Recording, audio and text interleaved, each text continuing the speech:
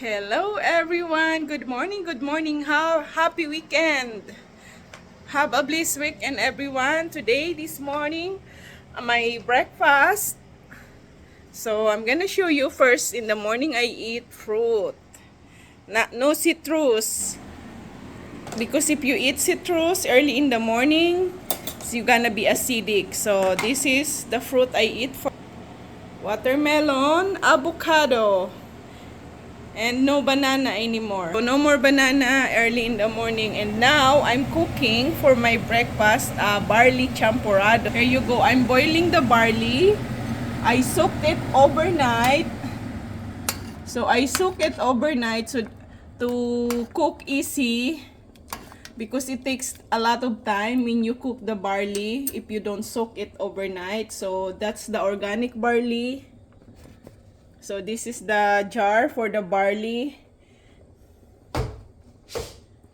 So this is the barley, the raw barley. This is organic raw barley. I transfer on a jar. And this is the cocoa, cacao. Organic cacao. And also the coconut milk. So it's cooked already after 10 minutes. After 10 minutes boiling, the barley is cooked. So now I can add the coconut milk. Wala akong assistant eh.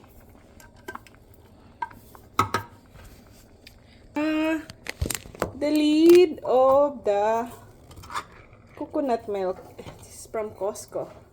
So I bought it one package. So I'm adding now the coconut milk. And then add the cocoa or the cacao with brown sugar. So organic brown sugar. I use also the organic brown sugar. I don't like very sweet, so this is 1/3 Saladmaster cookware I'm using for cooking my champorado with coconut milk. Cook in a coconut milk. So first, you have to soak in a water the barley overnight to make it easy to cook.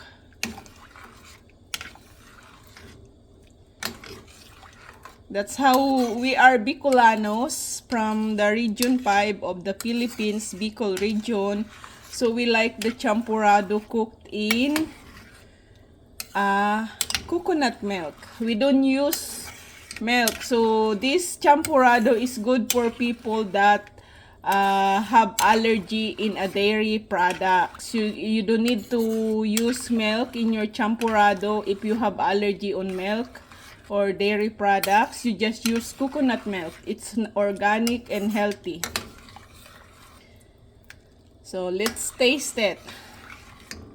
It's cooked already. So it's easy cooking of organic barley. So cook organic barley for only 10 to 15 minutes in a Saladmaster, any kinds of Saladmaster pot. I use my 3/4. So let's taste it.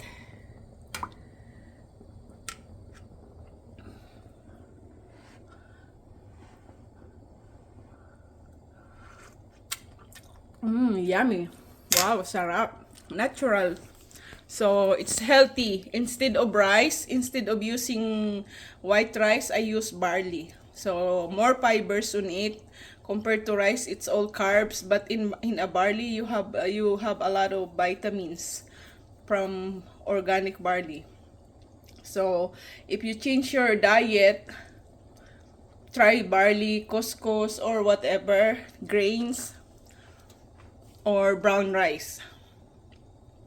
I only make champorado once in a while, or once or twice a year. So I miss champorado. That's why I cook today for my breakfast. So thank you for watching, guys. Have a great weekend. Bye bye. God bless us all.